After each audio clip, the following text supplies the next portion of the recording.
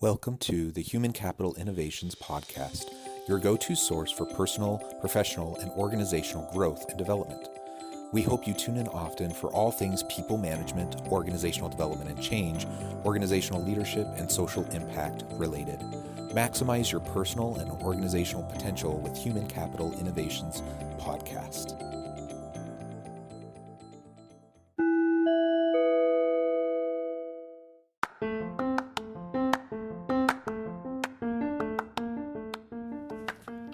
Welcome to the Human Capital Innovations Podcast. In this HCI podcast episode, I talk with Michelle Enjoli about connecting versus networking and why it is critical to connect with others professionally, both as a professional and as a leader.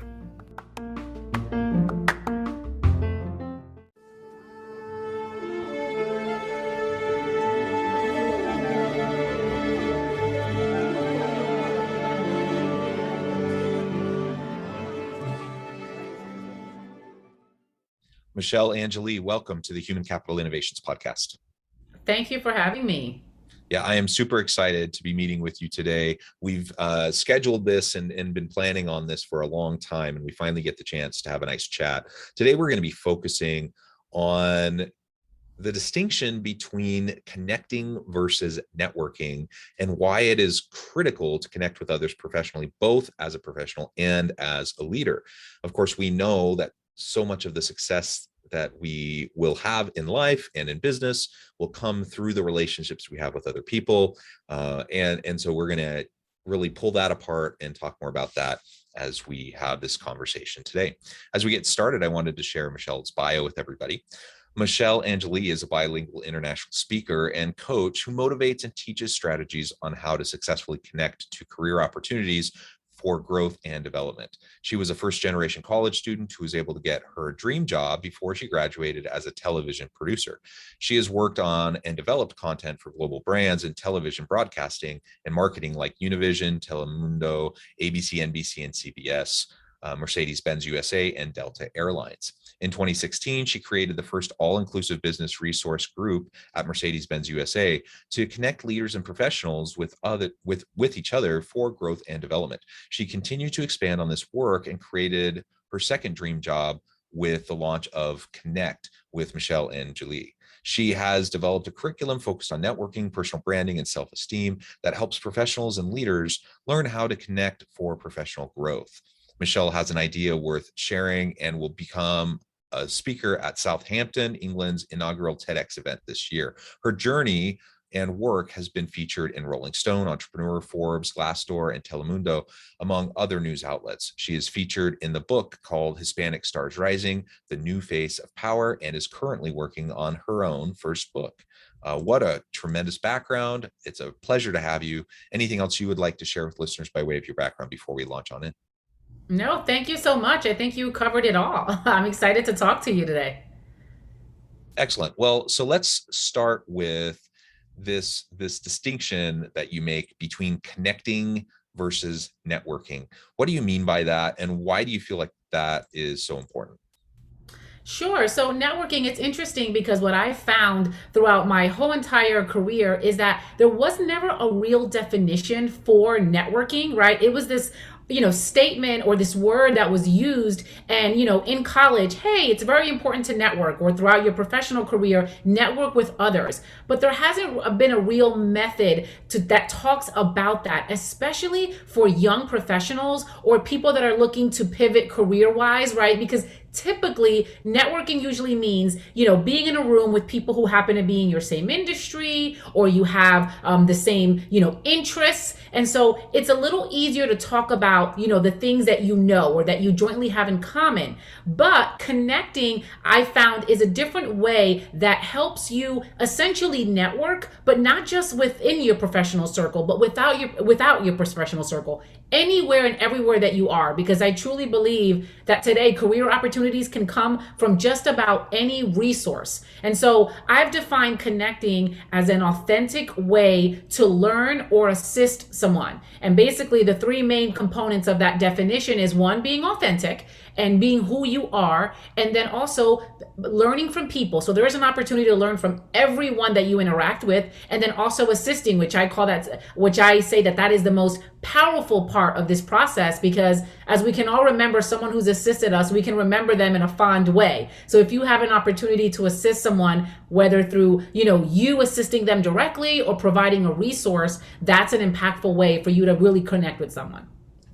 Yeah, I really like that. And I like your focus on looking for, relationships that will serve you well, but also allow you to serve others in as you go through life and as you develop in your own career. Because whether it's in your current industry, your current kind of job framing or not, the kind of, dare I say, volatile nature of the world of work today is that we switch jobs often, we switch even professions often, certainly we switch organizations, and so why limit ourselves? We need interdisciplinary, multidisciplinary skill sets that are going to be transferable across different types of jobs that will allow us to perform well.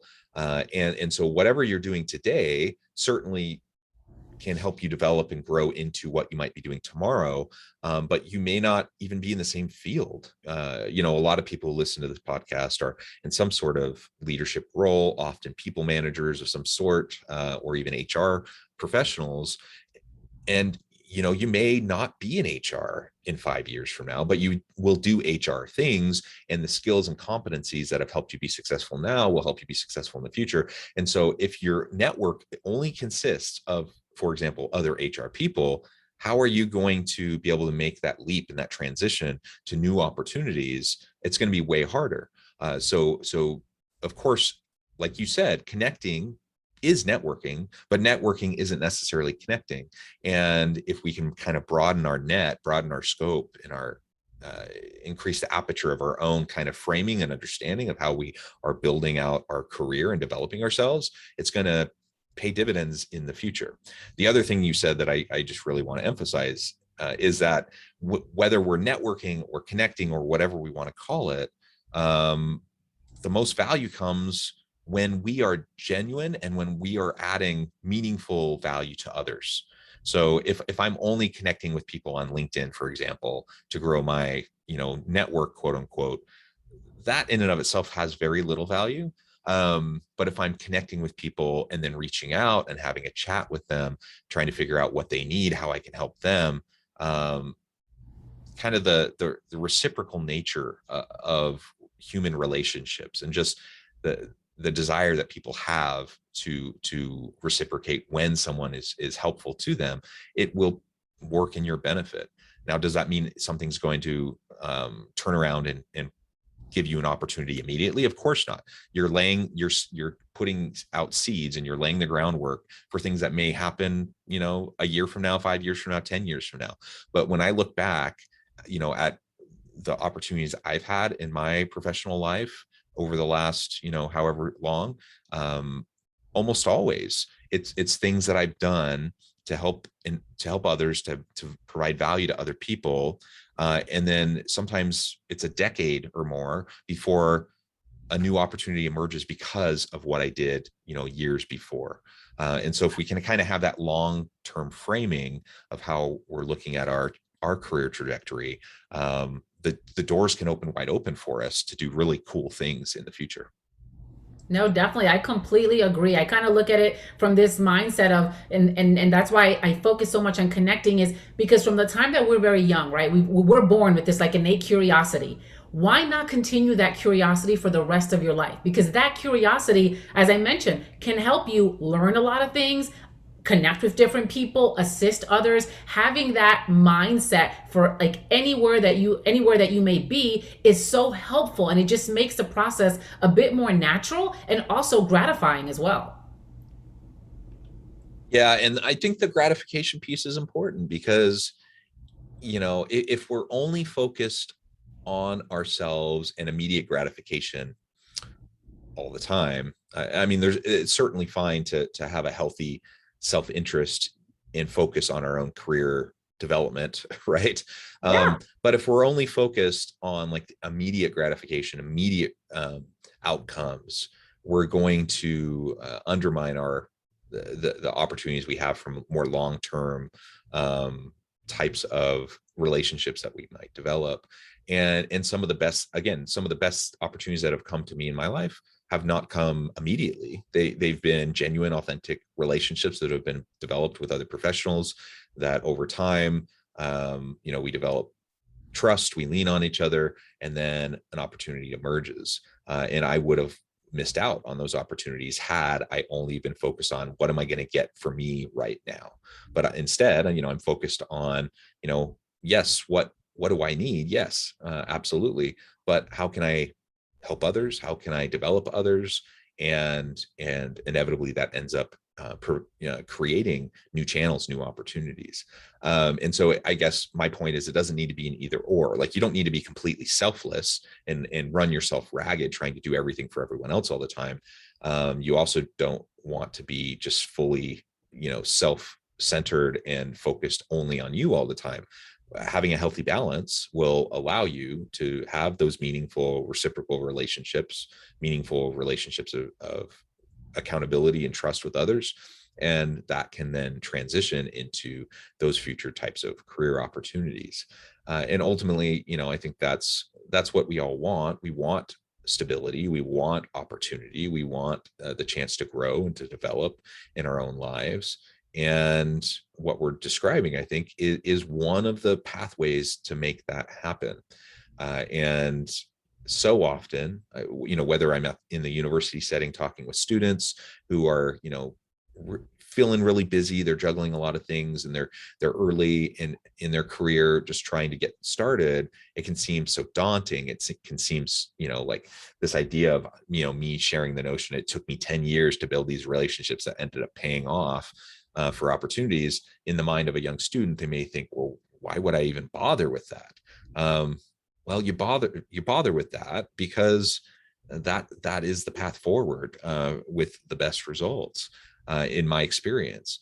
And so kind of slow and steady wins the race kind of an idea, and just consistently adding value to your network, adding value to the people that you connect with, and again, casting that broad net so you're not going to be pigeonholed into just one narrow little niche career pathway.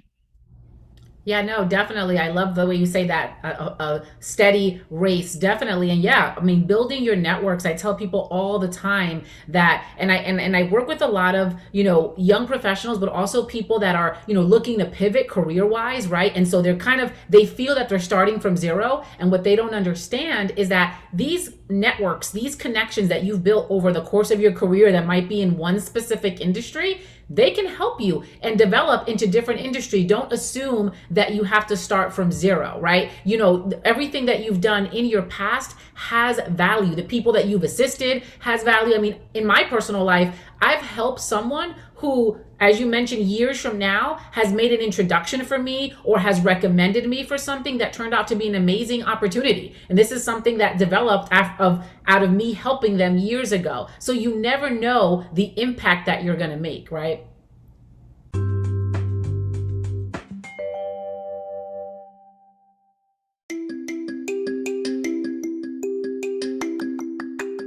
I'm excited to announce the publication of my new book from HCI Press, Bluer Than Indigo Leadership: The Journey of Becoming a Truly Remarkable Leader. Early in my adult life, I learned about an Asian proverb that translates as bluer than indigo.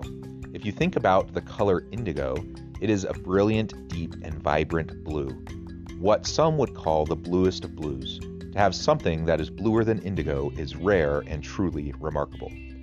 Contrary to popular myth, there is no one-size-fits-all or cookie-cutter approach to effective leadership. There's no silver bullet, no secret sauce, no go-to model that will solve all of our problems. The truth is, great leaders have all had their unique strengths and flaws, and have all had to discover and then pave their own distinctive path in their life's journey to fulfill their leadership potential. Bluer Than Indigo Leadership will help you discover your own path and explore those ordinary, everyday actions that will help you respond to an uncertain future and produce extraordinary results for individuals, teams, and organizations.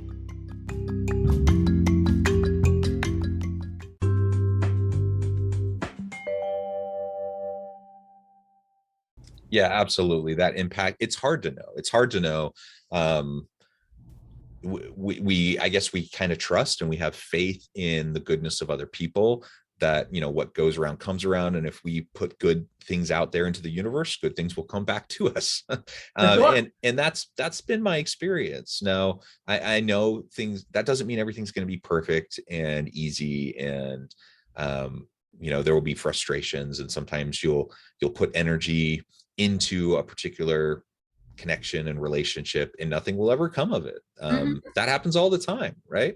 But if you're consistently putting good energy out there and doing good things will open up for you. You'll have more opportunities because of it.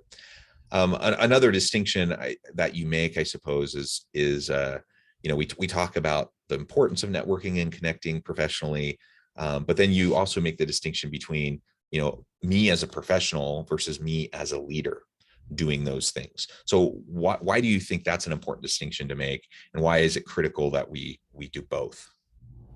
Sure. So I think that connecting with yourself as a professional, trying to develop professionally is important because one, you have to understand who you are. And I talk about, understanding what your unique value proposition is, especially if you work in environments where it's a big company or anything of that nature. It's important to understand what your value is so that you can use that value to connect with others. And then also understand, what are some of your goals, right? Because if we want to develop ourselves professionally, we need to have a certain set of goals, right? And in order to get there, you have to build a roadmap. You have to build networks and connections that you can learn from and can also assist you. So the focus is definitely on figuring out how to accomplish your goals as an individual, right? As a leader, though, connecting is a little bit different because, yes, you have to connect with yourself as a professional, but as a leader, connecting takes on a whole different dimension because if you are a leader of a group, and in today's ever-changing business environment, we know there's tons of leaders who have a diverse set of people that they lead, right? The business environment today is comprised of, multi-generations working together, groups with different cultures working together, and that to itself can add a level of complexity. And so as a leader, you have to make a bigger attempt in connecting with all the different people in your group so that one, you can create a better relationship with them, but most importantly, as a leader, you can help build great relationships among your team members because the better that they work together, the better you look as a leader, the more success you guys will have as a team. Yeah, I think that's absolutely true. So much of leadership and effective leadership is relationship building, relationship management, right? Yeah. The ability to influence others is built on a foundation of trust, and you can only have trust as you commit to developing and sustaining meaningful, genuine relationships with your people. So having those connections, those relationships are going to be absolutely essential for you, the success of you and your team. Absolutely. The other piece of that as a leader in my connections is a lot of my ability to be effective as a leader. I think about in terms of what barriers can I help take down, what roadblocks can I remove for my people to be able to do their best work and bring their authentic self to the workplace, and to do what they love and to innovate and create and do cool things, right? And there's always bureaucracy, there's always roadblocks in the way of that. And so part of my job in supporting my people is to help navigate all of that. And what's the best surefire way for me to be able to effectively navigate all of that and to deal with organizational politics and all those sorts of things? I have to develop meaningful connections in relationships, not just with my team, but across the organization with other key stakeholders, right? If I'm siloed into my own area, and I could have the greatest team ever. We're just like the best positive climate and culture. Everyone loves working together, but as a group, as a unit, we are going to continually butt heads with the larger organizational and institutional structures, policies, practices, and procedures that can ultimately end up undermining what we're trying to do. And so I have to do both as a leader. And that's, I mean, I recognize that's a tall order, but I need to do both. I need to create that environment for my team. I need to have those connections, those relationships. I also need to make sure that I'm doing that, spreading a wide net across the organization, the institution, and even the industry, so that those connections are there that will allow us to drive success.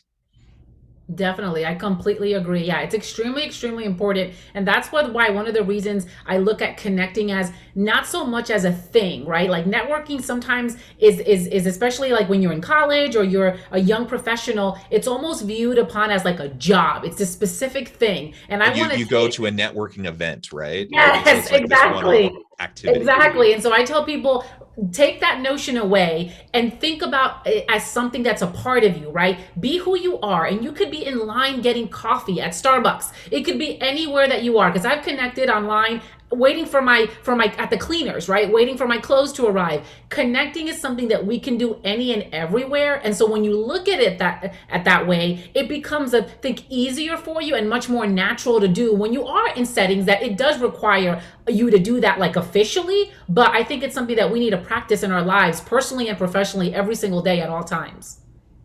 Yeah, and it really can be a very intimidating thing.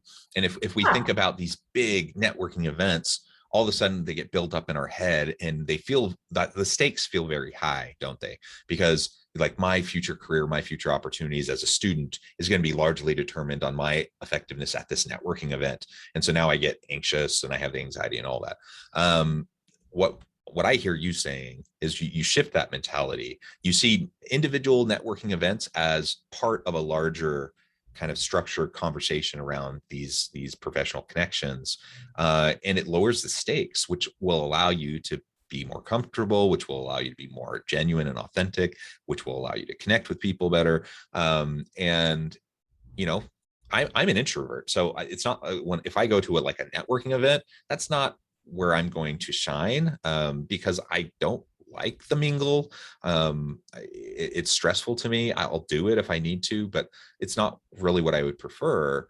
But I feel like I haven't had any, like that hasn't hurt me in any way, because I focus on the connection piece, and those networking events are just one piece of everything else that I'm trying to do. Again, lower the stakes, lower the anxiety, the stress, make yourself comfortable in what you're trying to accomplish, play to your strengths, and also recognize your own personality. You don't have to try to be something you're not.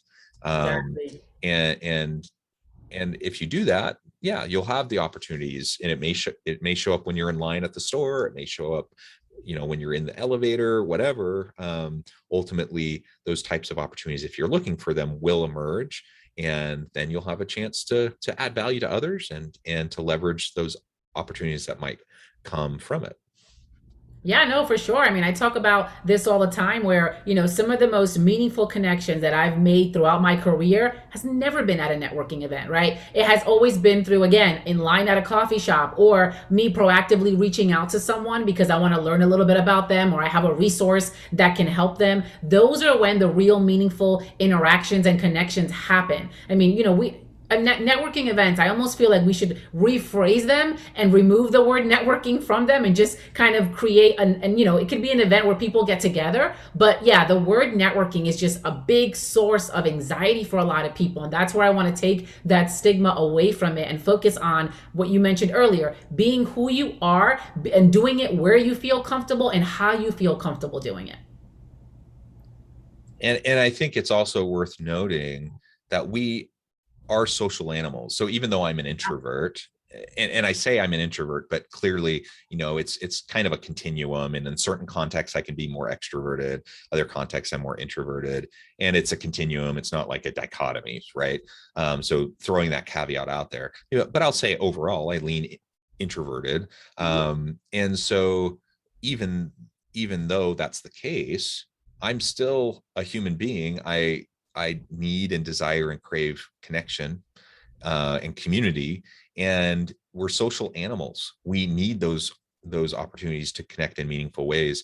And there's a lot of research on this. In this world of heightened, technological connectivity and social media. There's all these ways that we can connect, but people are feeling more disconnected emotionally in terms of actual relationships more than ever before.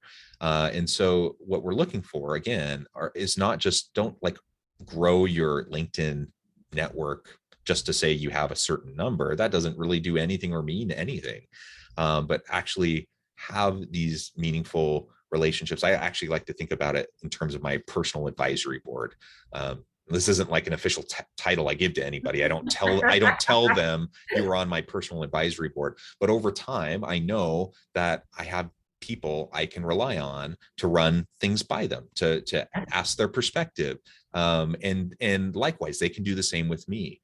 And so I know when I'm dealing with an issue in this particular area, I have immediately come to mind a handful of people that I can reach out to, and that they're my personal advisory board.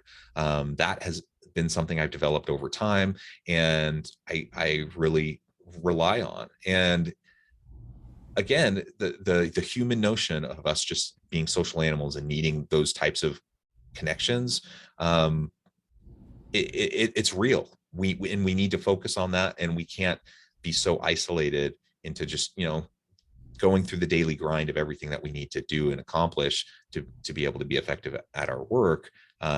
If that's all we're focusing on, we're going to find that years from now we're kind of hollow and unhappy and ultimately not very fulfilled. Definitely. I completely agree. Well, Michelle, it has just been a real pleasure. I note the time and it has flown by.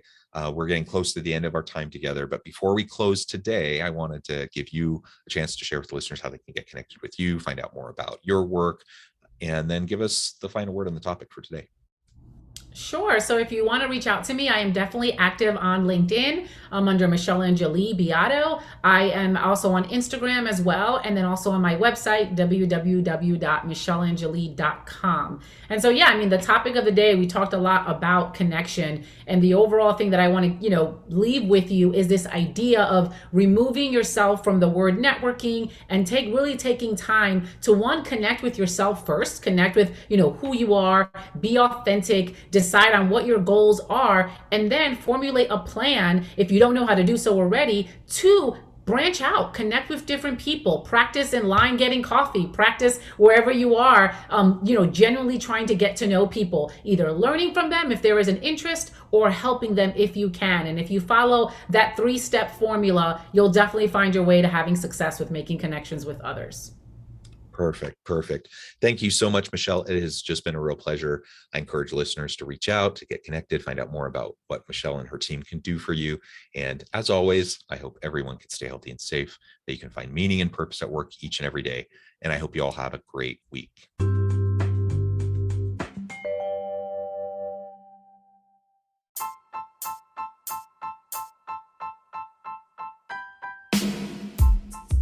The alchemy of truly remarkable leadership. Ordinary, everyday actions that produce extraordinary results. Consider how the nature of work has shifted over the past 50 years.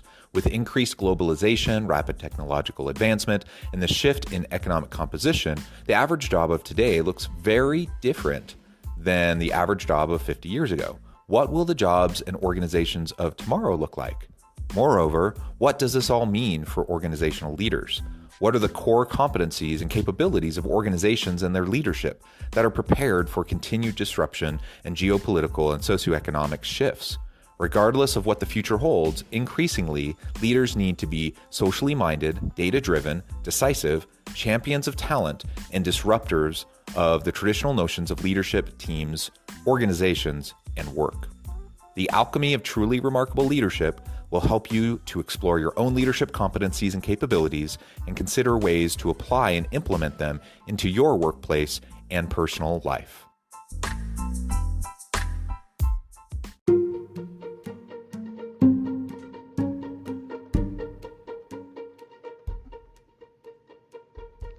Check out Human Capital Innovations magazine, Human Capital Leadership.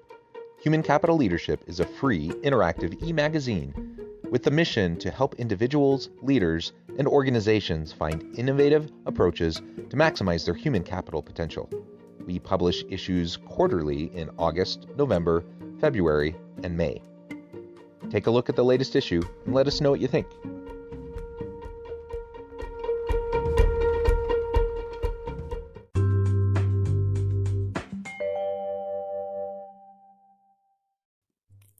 Thanks again for joining us for this episode of the Human Capital Innovations Podcast. I hope you stay healthy and safe and that you have a great week.